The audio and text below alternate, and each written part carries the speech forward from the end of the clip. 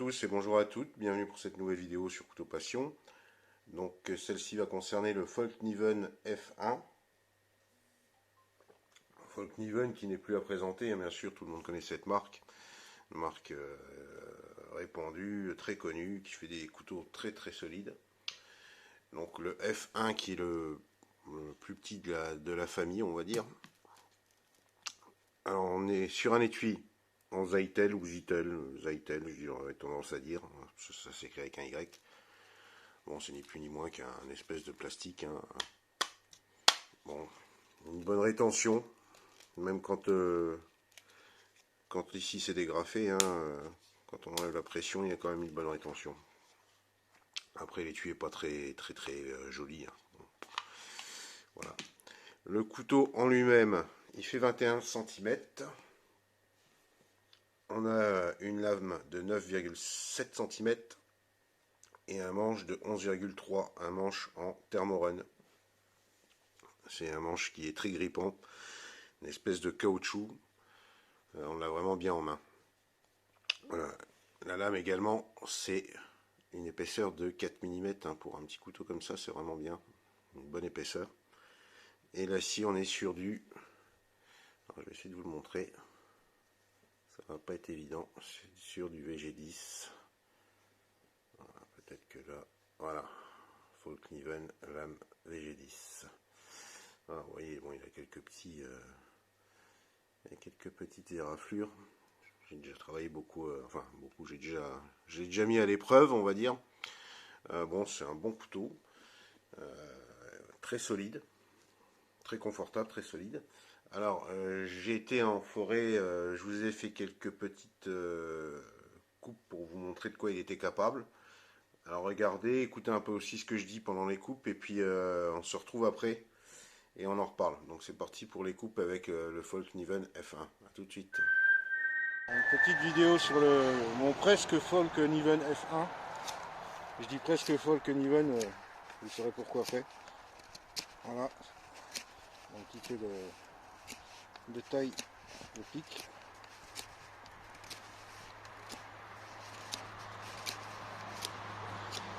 Ça marche super bien, ça fout bien. Elle est bien, elle est efficace aussi. On va essayer de faire un petit peu de... Ah, c'est petit, hein, c'est pas fait pour ça bien sûr. Hein, à la base. Enfin, regardez. Je sais pas si vous voyez bien comment il est rentré dedans. Ça coupe quand même très bien. Hein.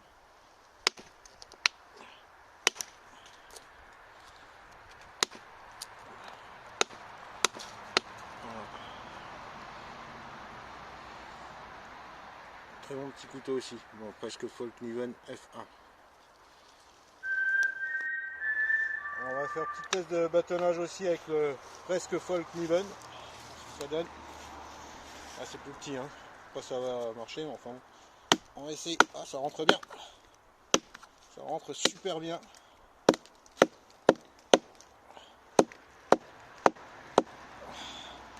On peut l'ajuster, mais ça rentre bien.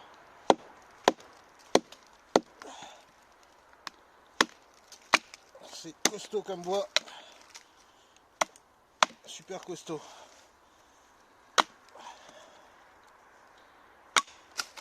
Voilà. Folkniven F1. Presque Folkniven F1, on va dire. Voilà, nous voilà de retour avec le Folkniven F1. Donc vous avez pu voir les petites coupes, hein, que j'ai faites. Alors pour vous montrer, hein, je ne l'ai pas repris depuis que je suis revenu. Donc vous voyez, ça coupe encore, hein, ça coupe très bien. Et honnêtement, j'ai pas repris le fil, hein, sur celui-là. Autant je l'avais repris le dernier coup un peu sur le Fox quand j'ai été, autant là, je ne l'ai pas repris. Bon, bien sûr, je suis pas un spécialiste des coupes sur feuille, moi. Hein. Voilà, voilà, c'est pas... Vous voyez. Bon, il y a quelques petits accros, hein, mais ça coupe encore très bien. Ça coupe encore vraiment très bien quand j'arrive à... Voilà, d'accord, quand je prends bien le papier. Comme je disais à l'instant, c'est pas vraiment ma spécialité. Enfin voilà. Moi j'y arrive. Voilà, on prend bien le papier, vous voyez que ça coupe quoi. Et j'ai pas repris du tout le fil depuis que je l'ai testé en forêt. Le fil c'est le même, hein. Affûtage, je l'ai pas touché depuis que je l'ai. Voilà, ça fait pas très longtemps que je l'ai, hein. Je l'ai reçu il y a pas très longtemps. Moi j'ai pas touché l'affûtage hein, du tout. C'est encore bien, je sais pas si c'est encore rasoir, mais ah si quand même. Si. Si, ça rase encore. Peut-être un petit peu moins quand même, mais bon, ça rase quand même encore. Donc voilà. Vous voyez qu'il est encore efficace après avoir fait sa petite sortie en forêt. Alors, si vous avez bien regardé la vidéo, pendant les séances de coupe, je vous ai dit à chaque coupe, avec mon presque Folkniven F1. Alors, je vais vous dire pourquoi. Je gardais la surprise pour la fin. Parce que, en fait, ce n'est pas un vrai Folkniven F1. C'est un couteau que j'ai commandé en ligne sur l'application JIC. JIC qui est le frère jumeau de Wish. Hein. On retrouve à peu près les mêmes choses, c'est la même société, hein. On retrouve à peu près les mêmes choses sur Wish ou sur JIC. Donc pour vous dire tout ça, enfin tout ça pour vous dire en fait que ce presque Folkniven F1, qui est un bon couteau, parce qu'honnêtement, je ne l'ai pas senti fébrile quand je l'ai utilisé en forêt. Vous voyez que la copie est très bien faite, honnêtement. Elle est vraiment très bien faite pour vraiment voir que c'est pas le Folkniven. Il faut un vrai Folkniven, il faut déjà être un habitué parce que tout est repris, hein, l'étui, la lame, etc. Hein, même vous avez vu, je vous l'ai montré dessus, le logo, là on le voit encore un peu, Folkniven F1 là, hein, lame VG10. Alors bon, je suppose que c'est pas du VG10, hein, bien sûr. En tout cas, c'est de l'acier. Je sais pas ce qu'ils ont utilisé comme acier, mais c'est de l'acier solide. Alors c'était tout ça pour vous dire que voilà, vous allez prendre le Folkniven F1, le véritable. Vous allez le payer dans les 160 euros, je crois, à peu près. Hein. Bon, ça varie un peu selon les sites sur lesquels vous allez le trouver, mais c'est dans une moyenne de, on va dire, 160 euros à peu près. Voilà. Celui-ci, je l'ai payé 16 euros. 16 euros. Et honnêtement, bien que ce soit une copie, je pense qu'il n'a pas à rougir et à se cacher devant le vrai parce que le manche, c'est quand vous l'avez en main, bon, un F1, j'en ai déjà eu un en main, un vrai, je parle, hein. C'est exactement la même, c'est la même chose. C'est la même chose. Il n'y a pas d'autre mot. La lame, alors l'acier, je vous dis, encore une fois, je suppose que c'est pas du VG10, bien sûr. Hein. Mais honnêtement, c'est aussi costaud que le vrai, quoi. C'est aussi costaud, hein. Talon dépassant, pareil, hein, c'est du plat de semelle, hein, donc vous avez l'acier qui va jusqu'au bout, quoi. Et au niveau de la solidité, ça bouge pas, c'est vraiment top. Donc vous avez le même, quoi. Sauf que, encore une fois, bon, je pense que si on réalisait quelques petites expériences au niveau de la lame, quelques petits prélèvements sur l'acier, je pense que c'est pas du VG10. Ou alors, c'est vraiment ils ont un filon sur le VG10 en Chine qui est tellement important, tellement phénoménal qu'ils le vendent pour des bouchées de pain et qu'ils vous le jettent presque à la tête, quoi.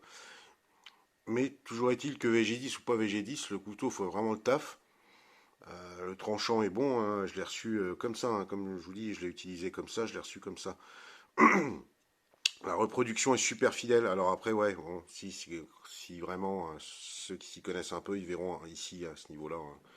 Vous voyez, c'est pas super bien fini. Là, on voit que il n'y a pas cette espèce de tout petit arc de cercle qui reprend la forme de la lame sur le vrai F1. Il n'y est pas ici.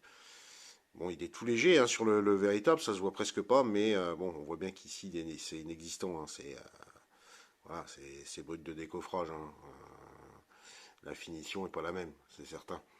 Mais voilà, en tout cas pour 16 euros, Je crois que c'est frais de port compris. Je vérifierai, mais il me semble que oui, frais de port compris. Honnêtement, ceux qui voudraient, qui aimeraient le Volkswagen F1, mais qui pourraient pas se l'offrir, parce que effectivement le prix quand même des Volkswagen sont pas négligeables. Eh ben, vous pouvez l'avoir pour 16 euros sur JIC. Voilà, JIC ou Wish. Je pense que Wish, je vous dis encore une fois, c'est la même société, donc si c'est sur JIC, ça doit se trouver sur Wish. Regardez, n'hésitez pas à regarder. Et vous aurez un Volkswagen pour 16 euros pour ceux qui aiment ce couteau. Même si c'est peut-être pas vraiment du VG10, même si c'est pas un Volkswagen vraiment, eh ben en tout cas, c'est exactement le même couteau. Et voilà, moi je trouve ça. Autant il y a des copies qui sont de la vraie merde, autant celui-là, il est vraiment super bien fait. Donc pour quelqu'un qui aimerait ce genre de couteau, les Volkswagen, moi après c'est pas ceux que je préfère, je l'ai pris vraiment pour voir ce que valait la copie, mais bon, ouais, déjà Volkswagen, quand vous achetez des couteaux à 160 balles qui vous proposent des... Alors maintenant ils les ont refait, j'ai vu qu'ils les ont fait, mais enfin bon, quand on propose des étuis comme ça, pour un couteau à 160 balles, c'est un peu prendre les gens pour des cons, je trouve. Donc je suis pas fan de Volkswagen. Après ça reste du bon couteau, il n'y a pas de souci, c'est juste une question de goût personnel, moi c'est pas ce que je préfère. Mais en tout cas pour ceux qui en voudraient un et qui n'ont pas les moyens d'en acheter un vrai, bah, je vous conseille cette copie parce qu'elle est super bien faite. Et même pour certains experts, enfin entre guillemets, experts entre guillemets de couteaux, pour des professionnels, etc., des gens qui aiment les couteaux tout simplement, honnêtement, je pense pas qu'ils verront la différence. C'est tellement bien fait que je pense pas que ça se voyait. Voilà, sur ce, bah écoutez, je vous dis à bientôt pour une prochaine vidéo. J'ai des pliants à faire encore. J'ai aussi, pareil, celui que j'avais commandé aussi sur Wish, dont je vous avais déjà parlé, qu'il faut que je teste et puis qu'on découvre ensemble. Ah, voilà, il y a pas mal de vidéos qui sont à préparer, qui sont à faire. Ça prendra place peut-être pas très très rapidement parce que ces 2 semaines-là pour moi vont être très chargées niveau boulot. Donc ça sera plutôt mi-décembre que la prochaine vidéo arrivera, je pense. Merci à tous, à bientôt et puis n'hésitez pas, offrez-vous des couteaux. Bye bye, ciao.